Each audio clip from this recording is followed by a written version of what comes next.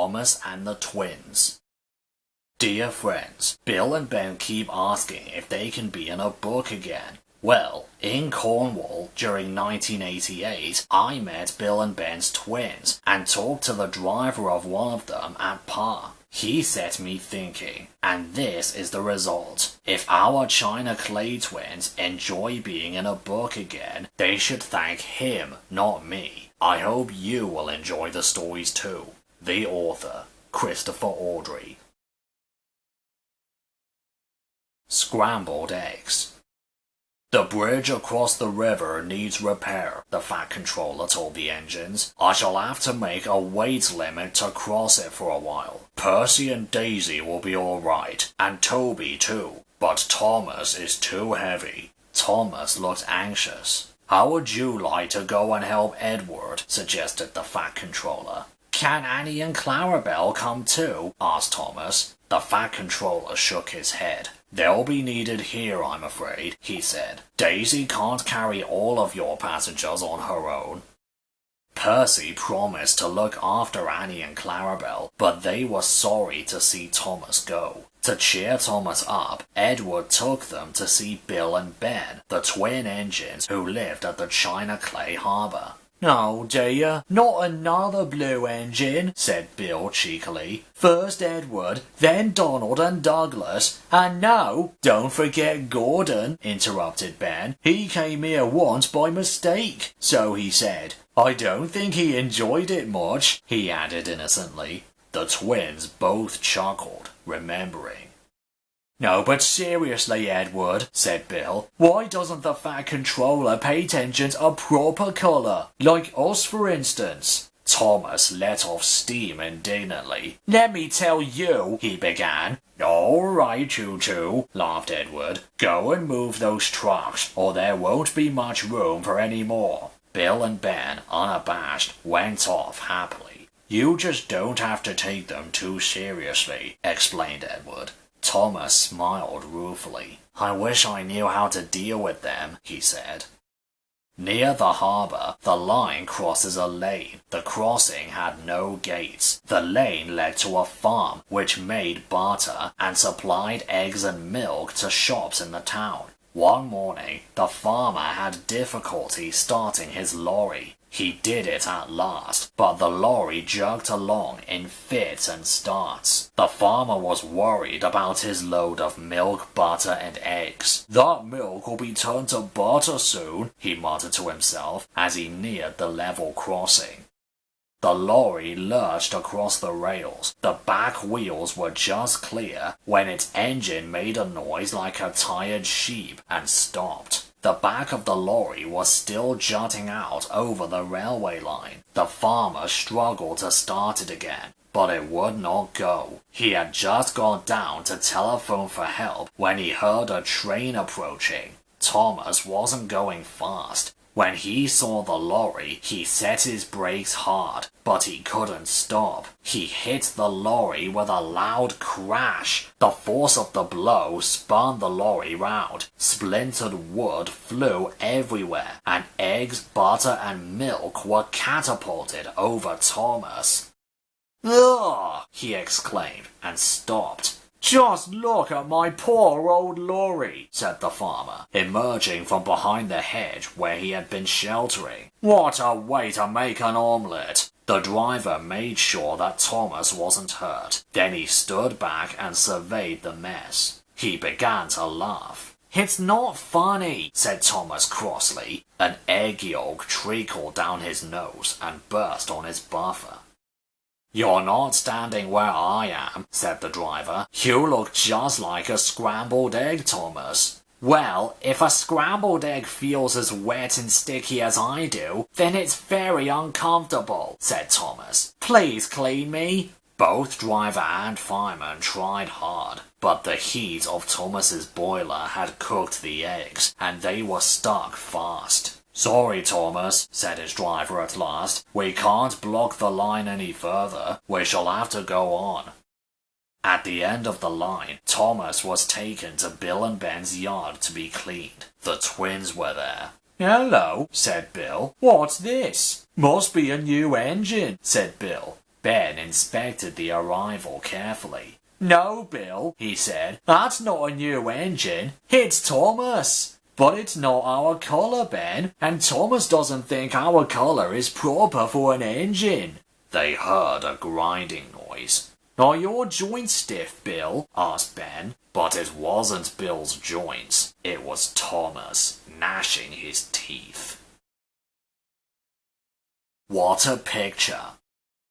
It took a long time to clean Thomas properly, and the twins kept teasing him until Edward told them to stop. "A party of railway enthusiasts is coming soon," he said, "and I shan't bring them unless you behave." Bill and Ben were excited. Enthusiasts always made a fuss of them and took their photographs. "When?" they squeaked in unison. Edward smiled and winked at Thomas. "Next week," he said, "but not if you don't behave." Bill and Ben promised that they would.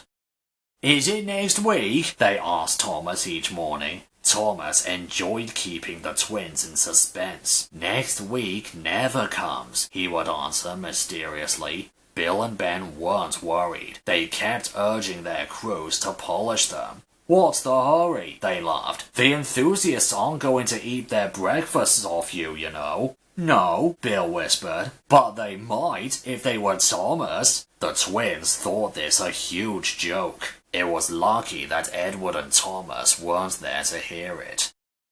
At last the day came, and the drivers and firemen agreed to give the engines an extra polish. They were sparkling when Thomas arrived with the special train. Many of the enthusiasts had notebooks, and almost all had cameras. Bill and Ben didn't know which way to look, but they loved it. Then the visitors queued up for a ride in either Bill or Ben's cab. Their cabs were low, so several visitors forgot to duck, but they didn't seem to mind.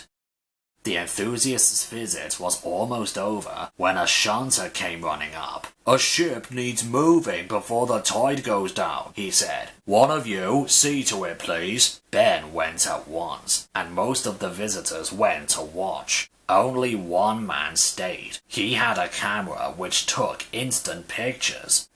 "Just one more," he kept saying. Soon, even Bill was tired of him. The photographer screwed his camera to a tripod and pointed it at Bill. "This is it," he chortled. "What a picture!" Ben's fireman ran up to him. "Ben needs help," he said. "The ship's going aground, and he can't move it on his own." "Right, Bill," said his driver. "We can't wait any longer." He turned the tap, and with a hiss and a roar, Bill vanished in a cloud of steam. At that moment, the photographer pressed the button. When the steam cleared, Bill was hurrying off to help his twin. The photographer peeled the cover off his instant picture, looked at it, and threw it down in disgust. Quickly, the engines were coupled together. "When I say heave, heave," instructed Ben. 1, 2, 3, heave!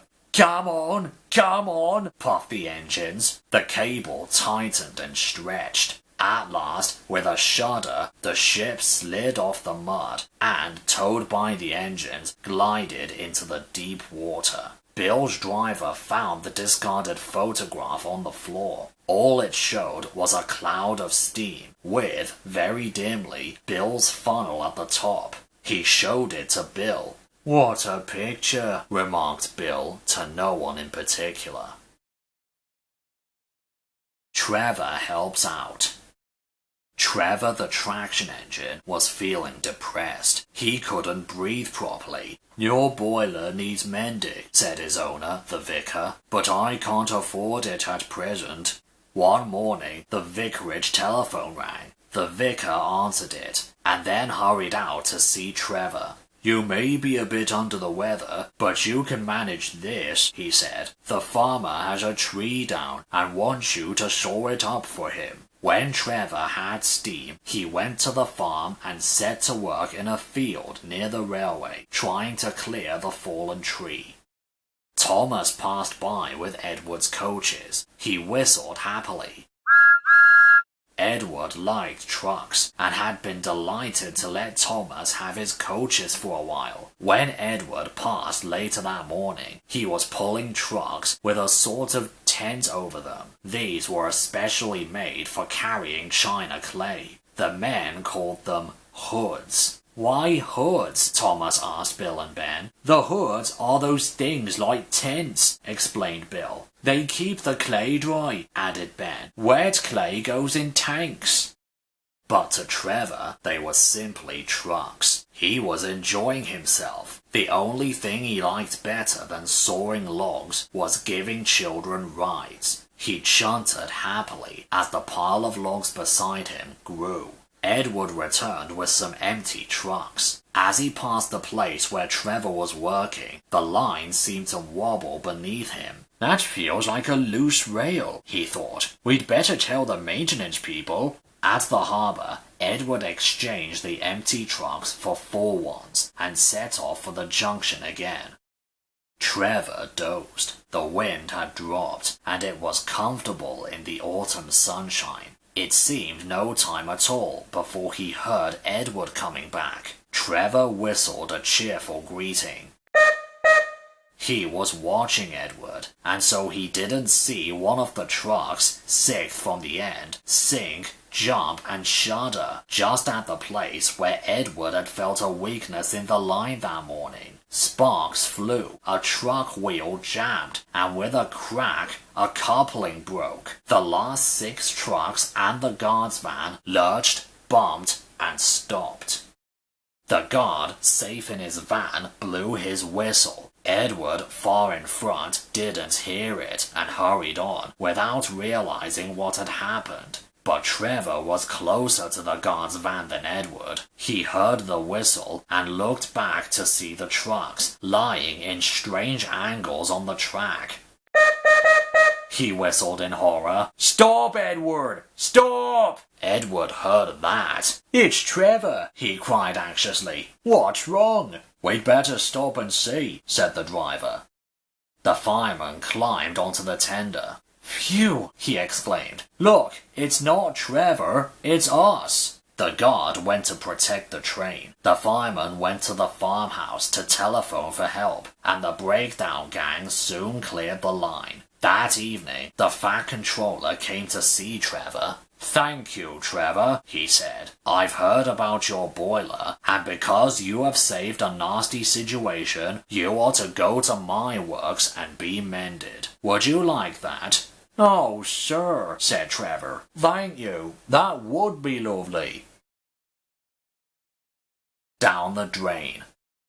China clay is not quarried as other minerals are. It is washed out of the ground with strong hoses. Then the mixture of clay and water has to settle and be dried before Bill and Ben can take it away. Part of the line which the twins use to reach the china clay workings runs near the sea. There's a hollow in the land just here, which often floods after heavy rain. Local people call this hollow the drain. The autumn gales, which had brought down the farmer's tree for Trevor to cut up, were also causing rough seas and high tides. When rain came too, the engine crews looked gloomy. A really high tide now, said Ben's driver, could make real trouble at the drain. But though pools of water lay on either side of the line, they grew no larger. Bill and Ben puffed happily to and fro, replacing loaded hoods with empty ones. They forgot about the drain. Then the rain began again, and the wind strengthened. As the engines went to the clay pit that morning, their drivers noticed that the water in the drain was rising. While Bill arranged the empty trucks, Ben prepared to leave with a train of full ones. At the drain, he found that the water was level with the top of the rails. Come on, said Bill bravely. We must get through, if only to get help for Bill. Go back, the wind seemed to shriek. Ben took no notice. He was halfway over when the rising tide whipped into a huge wave by the wind, swept across the line. "Oh!" spluttered Ben as the water crashed against his side. "Help!" With a hiss, the water reached his fire. "Quick, Ben!" urged his driver. But it was too late. With a despairing gasp, Ben stopped. He was stranded in the middle of the drain, with cold seawater lapping his wheels. The fireman set off to find help. "Keep on the sleepers," advised the driver. "We don't want you swamped as well." The water reached the fireman's waist, but he struggled on. At last, cold and soaking, he reached the yard. Thomas was there, wondering where his trucks were. His driver wasted no time. "Ben must be rescued," he said. "We need a steel cable, a pair of waders, and determination." "Yes," said Thomas doubtfully. He understood the cable, but he wasn't sure about determination, and he didn't even know what waders were. Thomas stopped at the water's edge. His fireman put on the waders and set out, carrying the end of the cable. Ben was delighted to see him. The fireman fastened the cable end to Ben's front coupling. Then he uncoupled the trucks so that Bill, who had come up behind, could pull them clear. "Right," he said as he joined Ben's driver in the cab. "Let's go!" Poor Ben had no steam left to whistle, so the driver and fireman waved to show Thomas they were ready. Carefully, Thomas took the strain as he pulled Ben. Slowly, with water cascading all around him, Ben came out of the drain. Once he was clear, Thomas was properly coupled to him and helped him back to his shed. "Thank you, Thomas," said Ben gratefully, and his eyes twinkled for the first time in several hours. It was 4 days before the water in the drain subsided. When Bill reaches home, both twins agreed that it would be ungrateful for them to ever tease Thomas again.